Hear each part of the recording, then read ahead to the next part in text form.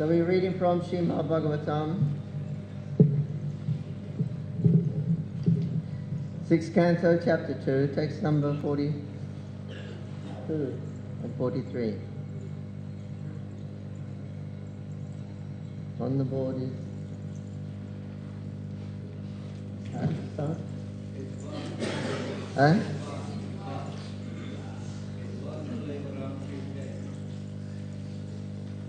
Okay, verse 43 is on the board. Om Namo Bhagavate Vasudevaya. Om Namo Bhagavate Vasudevaya. Om Namo Bhagavate Vasudevaya.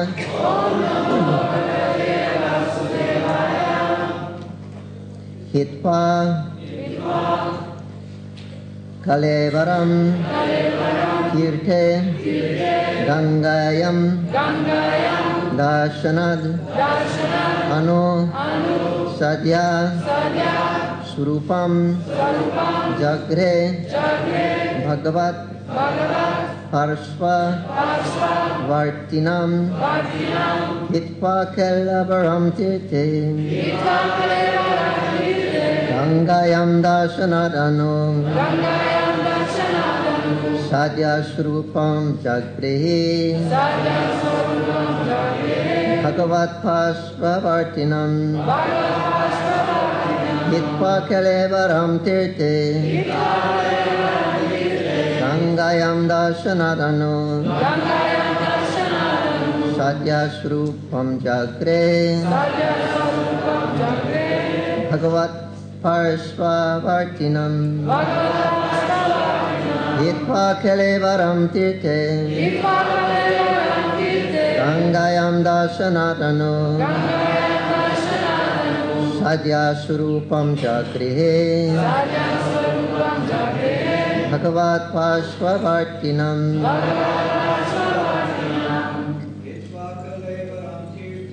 Hitva Kalevaram Tirte Gangayam Darshanadanu Sadhya Surupam Jagrehe Bhagavat Parshva Vartinam Hitva Kalevaram Tirte Gangayam Darshanadanu Sadhya Surupam Jagrehe Bhagavat Parshva Vartinam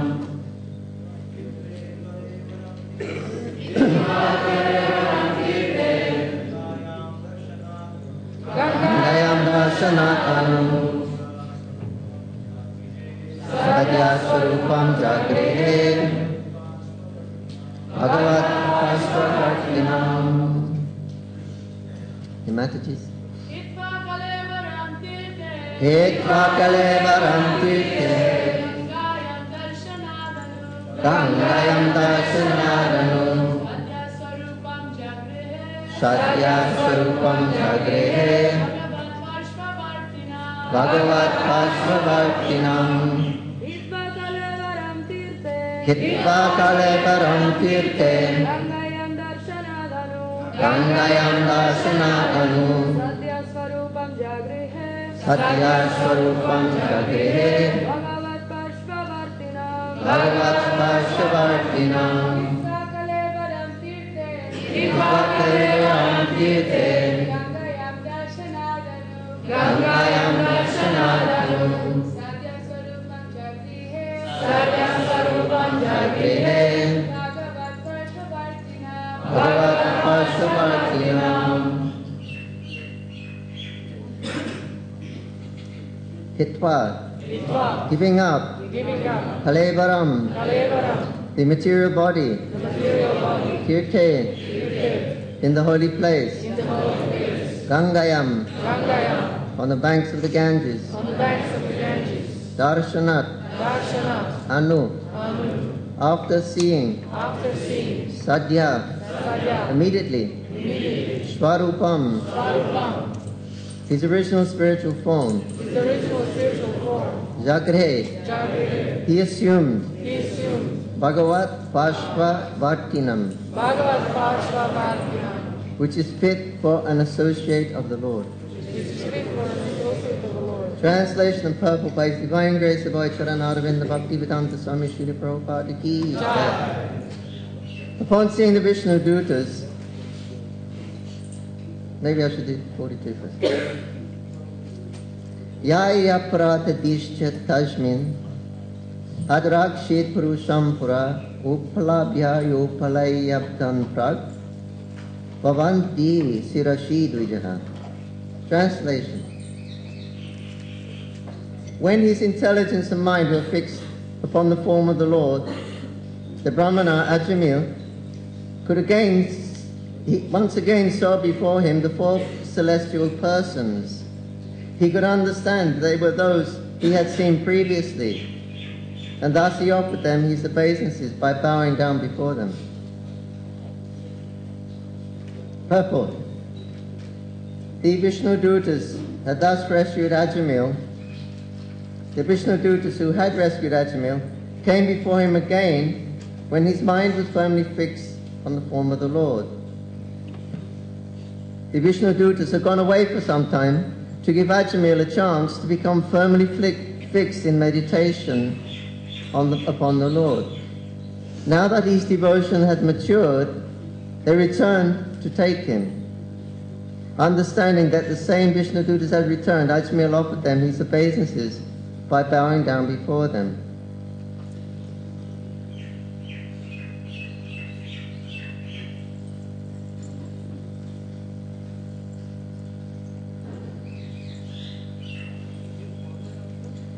Text 43. Upon seeing the Vishnu Dutas, Ajamil gave up his material body at Haridwar on the bank of the Ganges. He regained his original spiritual body, which was a body appropriate for an associate of the Lord. Purport. The Lord says in Bhagavad Gita 4:9, Janama karma chametivam evam yo beti tatvata tvaktva diham punajanama nayetimam iti sarjuna.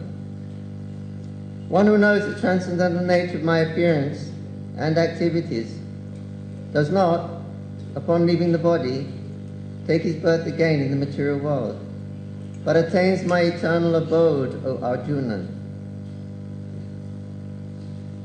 The result of perfection in Krishna consciousness is that after giving up one's material body, one is immediately transferred to the spiritual world in one's original spiritual body to become an associate of the Supreme Personality of Godhead. Some devotees go to Vaikuntha Loka and others go to Goloka Vrindavan to become associates of Krishna. Om Agyanti Vidandasya Chananjaran Shalakaya Chakshura Miritandina Tasmai Shri Jaya Shri Krishna Chaitanya Prabhu Nityananda Shri Advaita Garadha Shiva Shri Gaur Bhakta Vrinda Hare Krishna Krishna Krishna Hare Hare Hare Rama Rama Rama Hare Hare.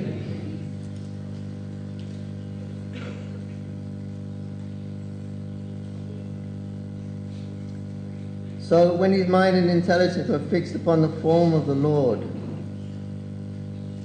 the Brahman Ajamil again saw before him the four celestial persons. So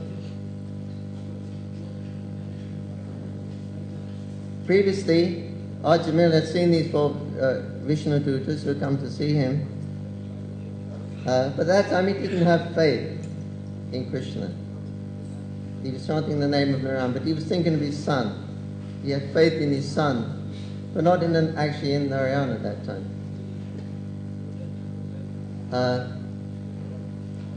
So therefore,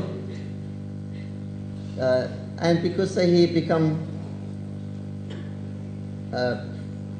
freed from his sins by chanting the name, then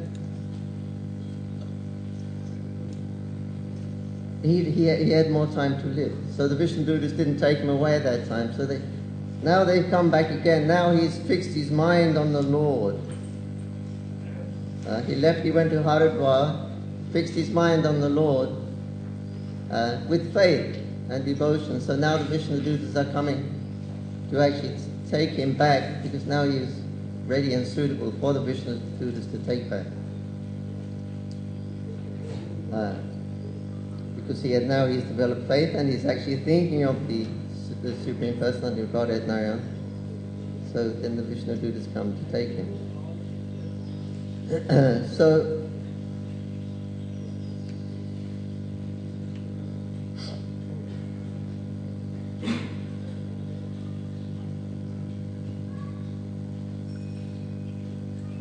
So then upon seeing the Vishnu Dutas at Ajmal, he gave up his material body and he regained his original spiritual body, which is appropriate for an associate of the Lord.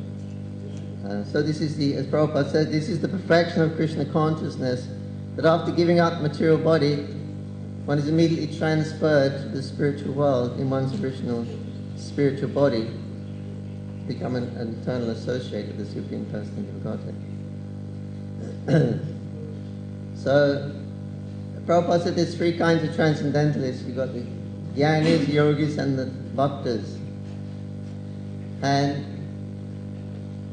he said the Jnanis, they have to wait till they leave their body before they get their perfections. Anyway, they want mukti, they want liberation and the effulgence of the Lord. So they have to wait till they leave their body to get it. The Yogis also, they want siddhis. They want perfection. They want to see the Paramatma, get siddhis, transfer themselves wherever they want to go. But they have to wait till they leave their body before they get that.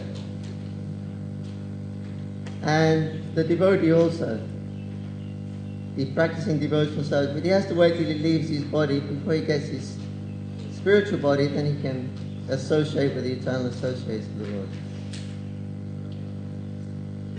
So in other words, these bodies are not suitable, whether you want to merge in the effulgence of the Lord, or you want to travel to different planets, or you want to go back to God. This body is not suitable, it's still a material body. So by practicing the different methods of spiritual, of self-realization, etc., then they become qualified to go back to God. So that they don't need this body. So that when they leave the body, then at that time they can get the spiritual body for the devotees to continue their service to Krishna. So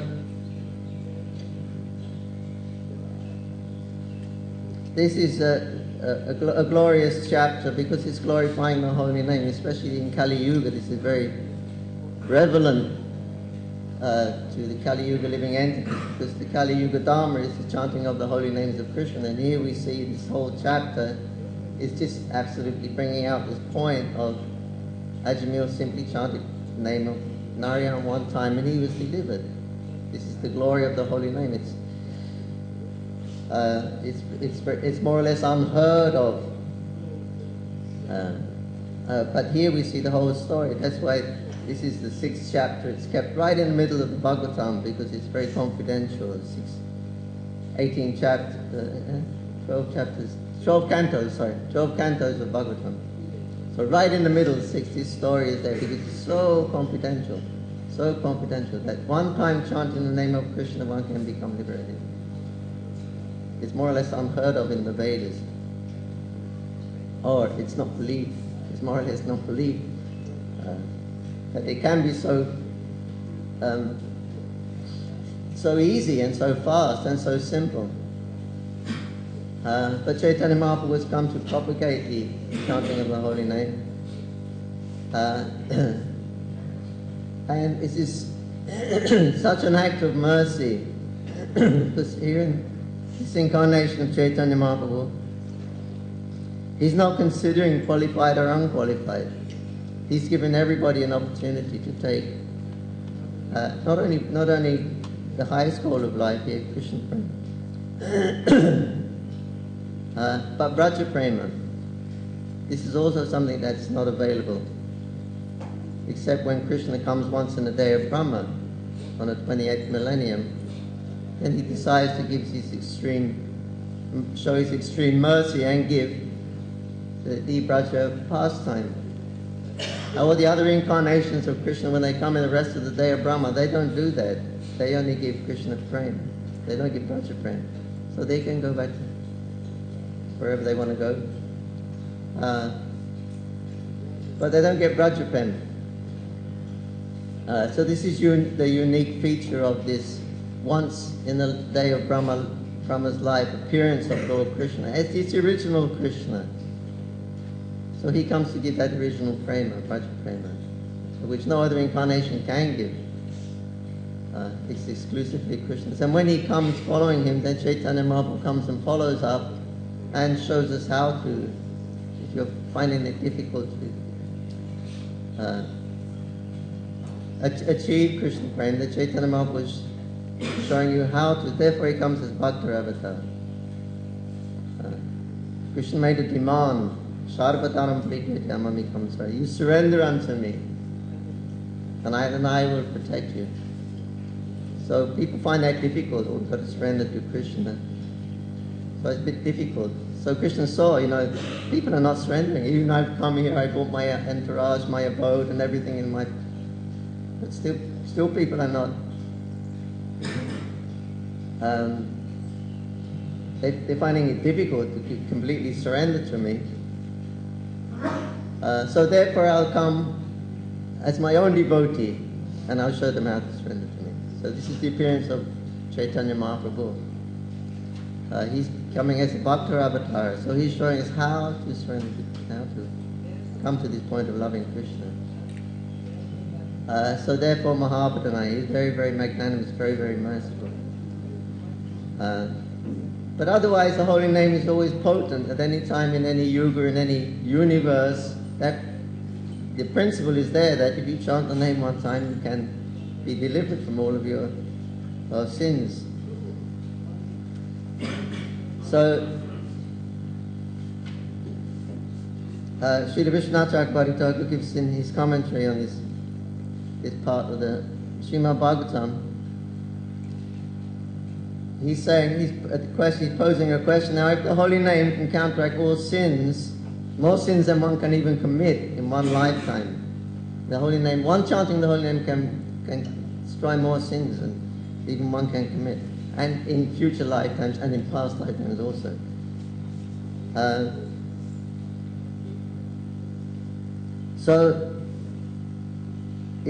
So there seems like a contradiction, because if chanting the holy name destroys all the sins, that means all the karmis, the jnanis, the yogis, and the devotees also, they should not go to hell because they chant the name of Krishna, therefore all their sins are destroyed.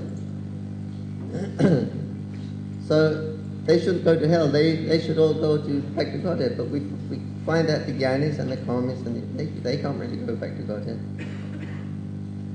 Following their processes. So,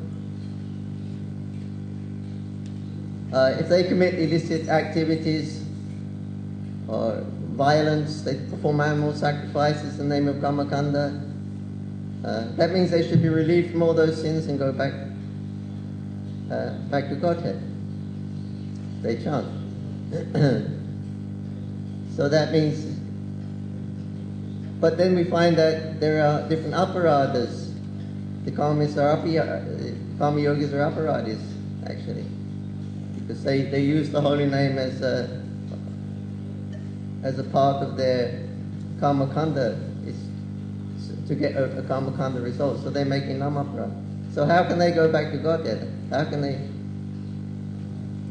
be free from sins? One chanting the name frees everyone from sins. Yet if they make aparad, that means it doesn't counteract that. That means and if it means that if the holy name is not powerful enough to counteract all sins, then the karmis, jnanis, yogis, they're all going to go to hell, and the devotees also will have to go to hell to pay off their reactions of the sinful activities they perform. So it's like a contradiction. Is the holy name powerful enough to counteract all sins? We say yes, but then again you have namaparad. And so offenses, that means you can't become free from all sins. But then again, one chanting you can. So it seems like a contradiction here. So, does the chanting destroy the sins or not? The question, so he gives an example. He gives an example.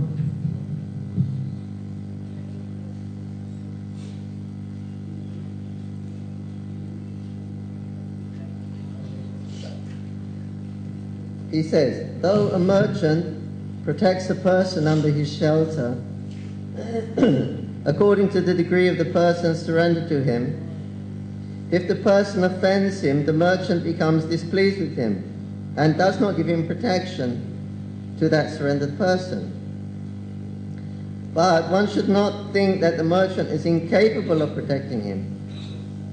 According to the degree of the offense, as the offense diminishes, the merchant begins to show mercy to that person.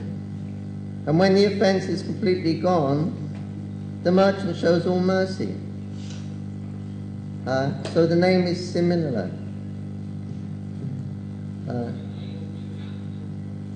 In other words, the idea is that it's not something really mechanical, but the holy name is a person. The holy name, Bhakti Devi, they're persons. And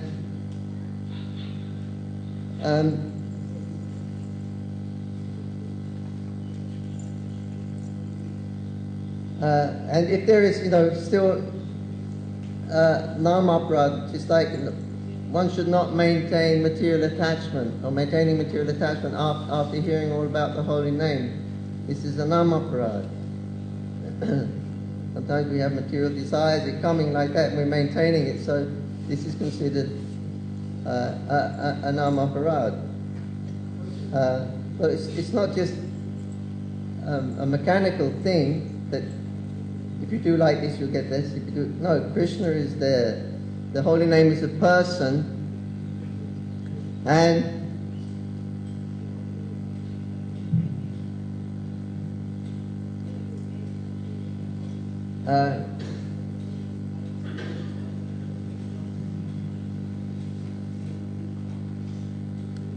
so the holy name becomes indifferent. This is the idea. The holy name is indifferent to that devotee who is making an aparad.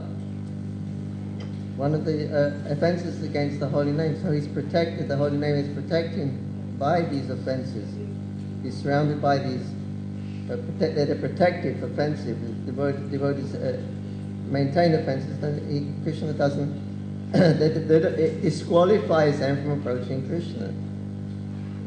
And Krishna becomes indifferent to their service because of their service attitude.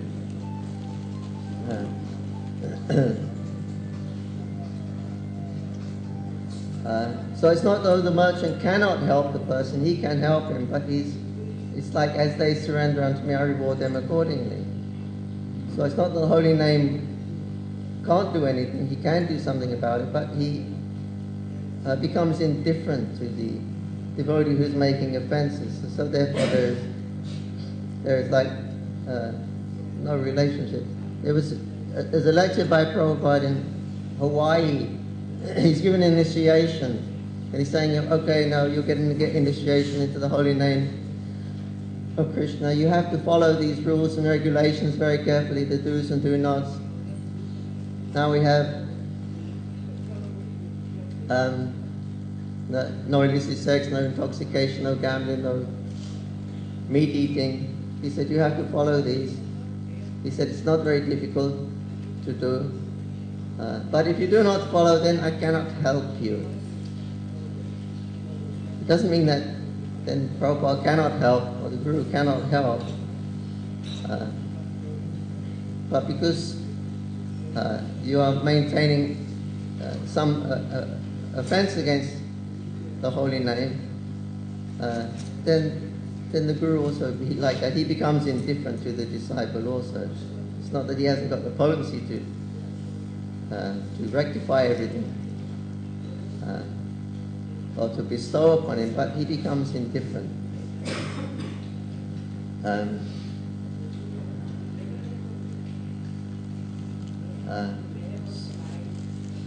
So like that, you have these 10 offenses there for protection, the holy name. Otherwise the holy name, although he's being given freely, and actually you get Krishna at the time of initiation, the Guru gives you Krishna in the form of his holy name, but it's in like a seed form. So you have to cultivate that seed. So this is a protective measure. And so generally Krishna gives his mercy through his devotees.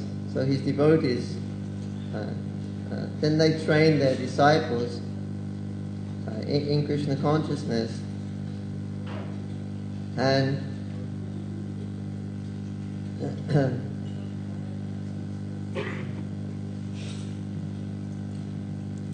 but that's like a protection.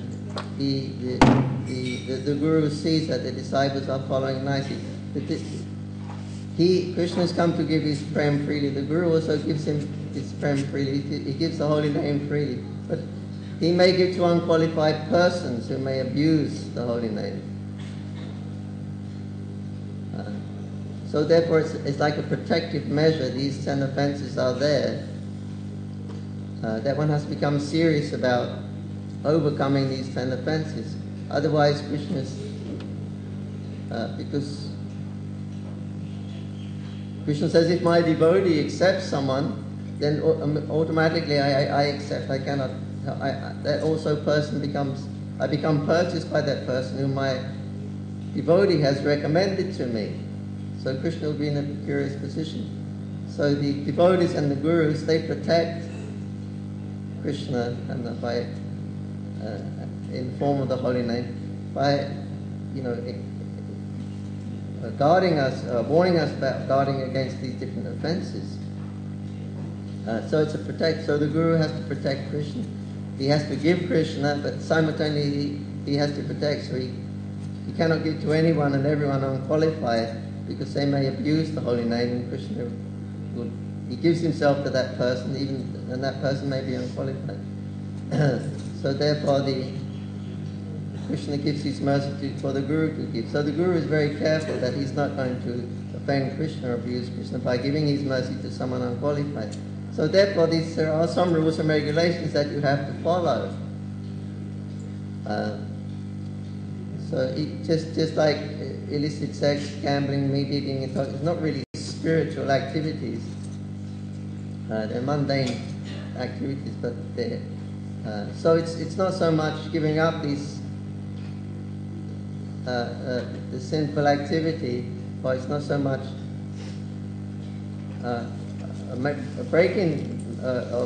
performing sinful activity that's so much a problem.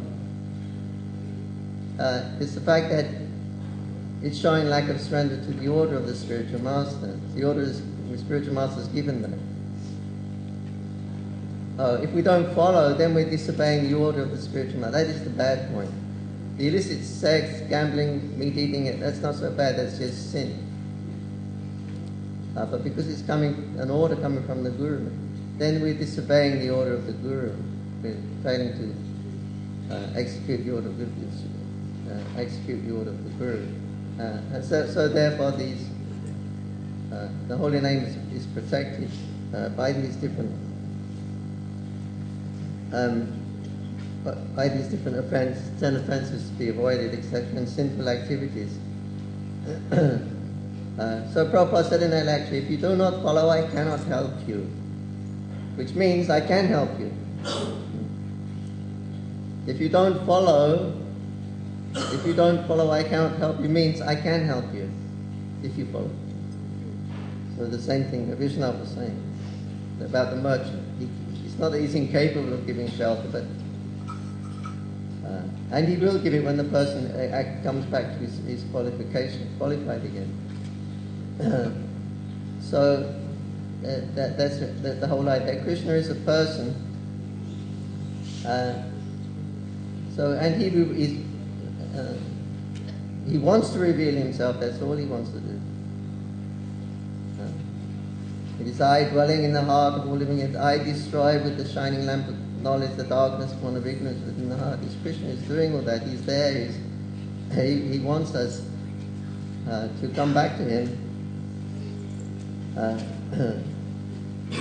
more than we want to go to him. But so Prabhupada said, I cannot help you if you don't follow these simple principles. So it means he can help if we do follow these principles. It's like a flock of birds when they're on a migratory flight.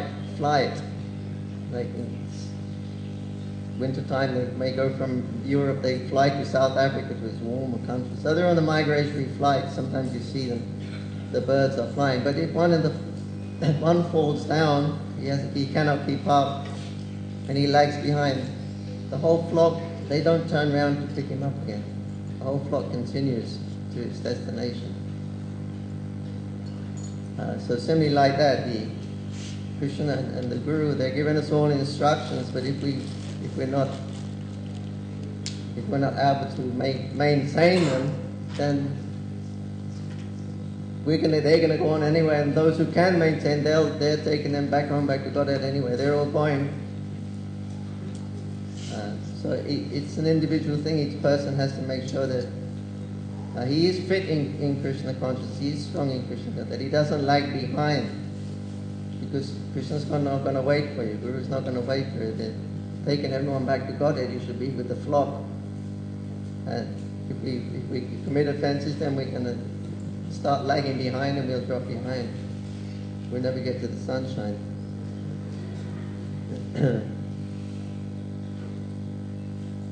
So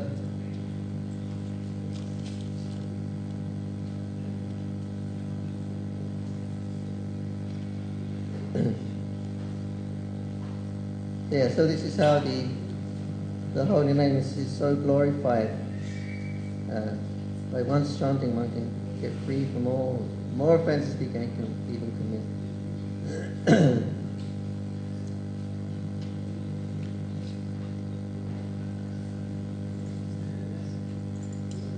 I had a personal realization of that, that inspired me to become Krishna conscious too. And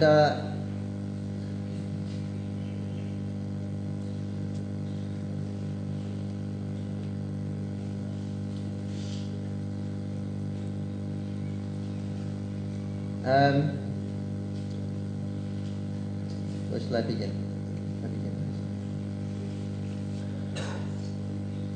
I was in Istanbul, in Turkey, and I had no money, and I was waiting for my friend to send me some money. So I was kind of stranded out there.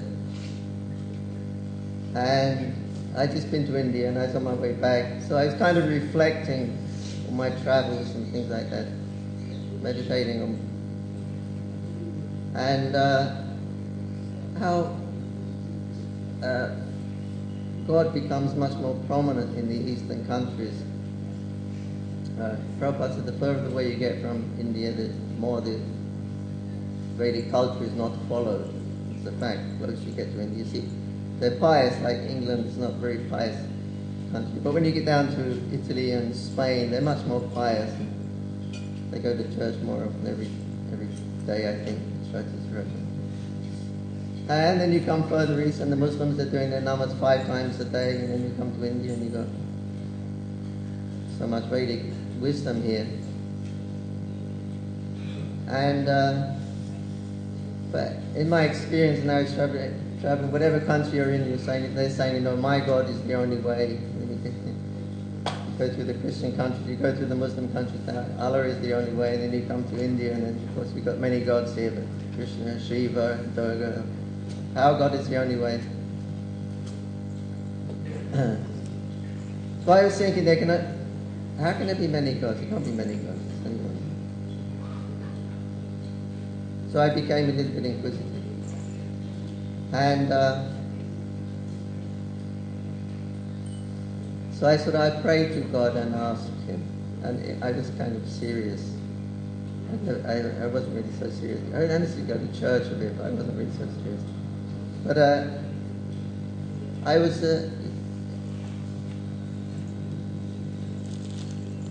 anyway, I went to... there's a big mosque there in Turkey, Istanbul, called the Blue Mosque. You went there, some people, you traveled. It's very famous. Tourists go there also because the big stained glass windows all blue. It's very beautiful. And the Muslims all doing their namaz. So,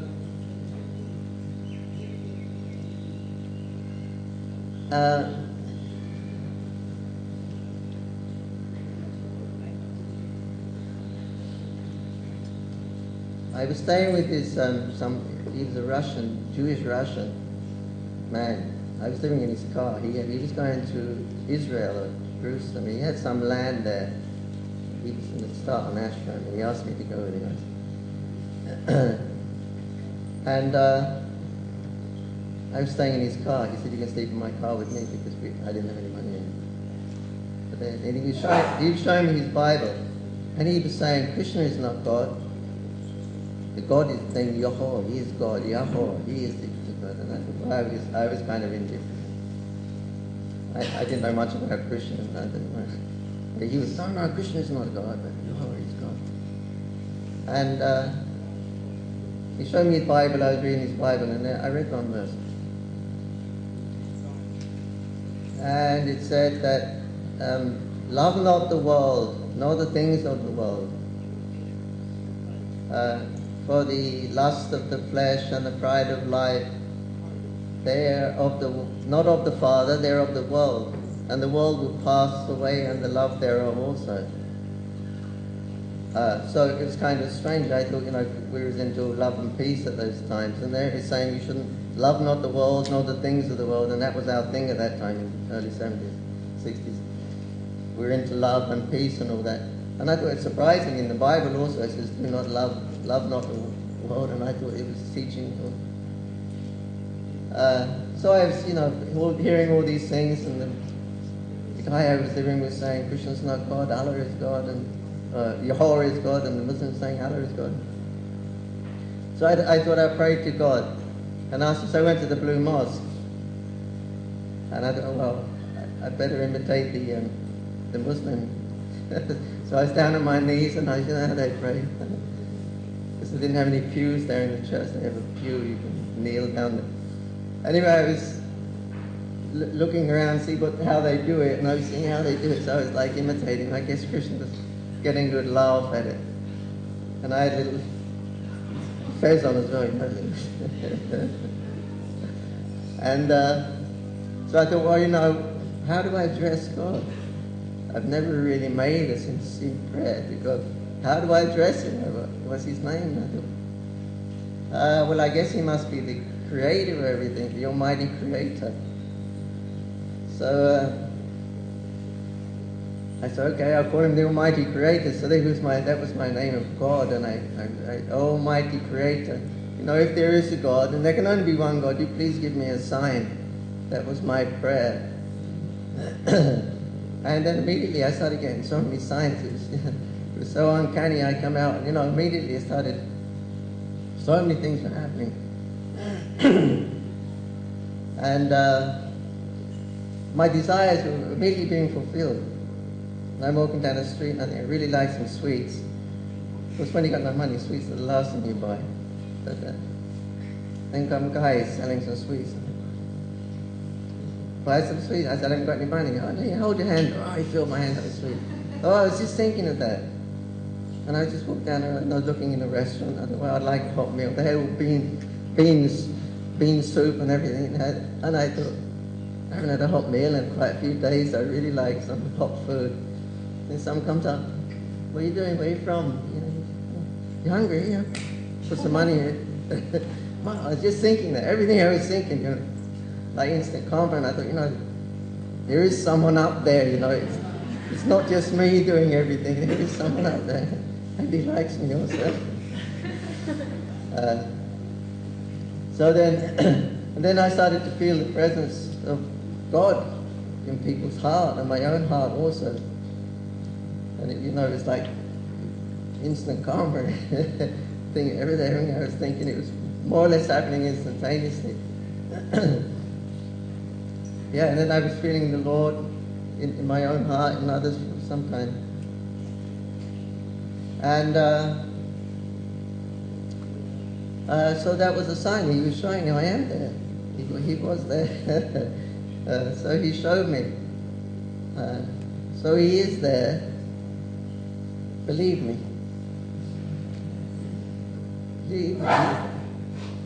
And someone mentioned the other day in class that the moment you turn to Krishna, he is there. He's always there. The moment you turn to him, he's there. So it's like that. So that was the sign. So that is the glory of the holy name. And because of that, one time chanting the holy name, Almighty Creator, it was a holy name.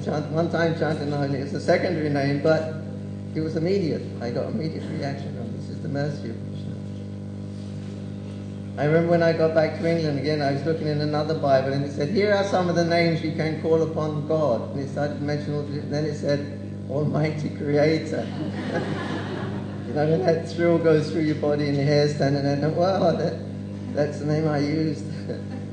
Well, Almighty Creator, it was a bona fide name of it. And I guess if you translated it in Sanskrit, it would become Almighty would mean what? Param, Supreme. Creator will be what? Ishvara or Paramishvara is equal to one of those names. Secondary name of Krishna, Paramatma Paramishvara. Primary name is Krishna Govinda, etc. But anyway, the secondary name. But still, Krishna is there in his name. So there was a direct experience. Just one time I chanted the holy name sincerely. It was the first time I really prayed sincerely in my life. And God immediately reciprocated. So then I had a philosophical change in life, and that was it. And my search was on, my journey was on. I went back to England and I said, Pangajangi, let's go to the Holy Land. He said, where, Jerusalem? I said, forget Jerusalem, come to India. They said, the place, this is where the knowledge is. So then I began my journey in India. But anyway, this is the glory of the holy name, and so confidential in the middle of these 6 cantos. Because Krishna is right there. We just have to turn to him. Hare Krishna, Krishna Krishna, Hare Hare, Hare Ram, Hare Ram, Hare Ram, Hare Ram, Evi Kevalam, Kalu Nashti, Nashti, Nashti. Thank you. Hare Krishna. Any question, comment?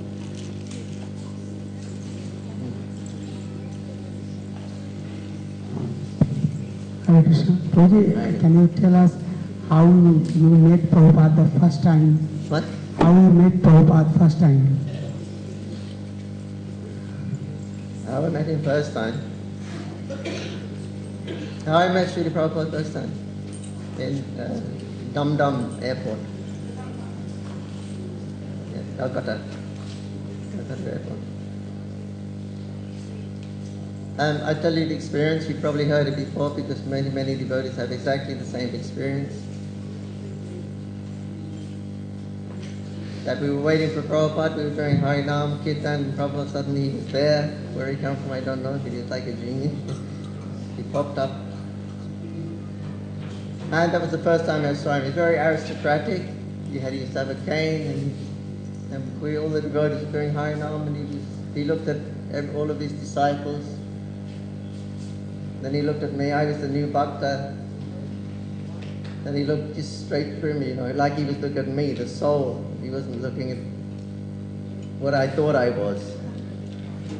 Whatever identity I had, was thinking of myself as, he wasn't looking at that. He was looking straight through everything. You just look at me and like you're Krishna's servant, that's who you are. Another identity, and I've come to take you to Krishna. This was the... And I thought, I'm standing here in Calcutta airport, I'm completely naked, the whole world is watching me. I have nothing to hide from this man. He sees everything. That's my first impression. And many people had that same experience when they just looked straight through them. He's looking at them. Hare Krishna. Prabhupada ki.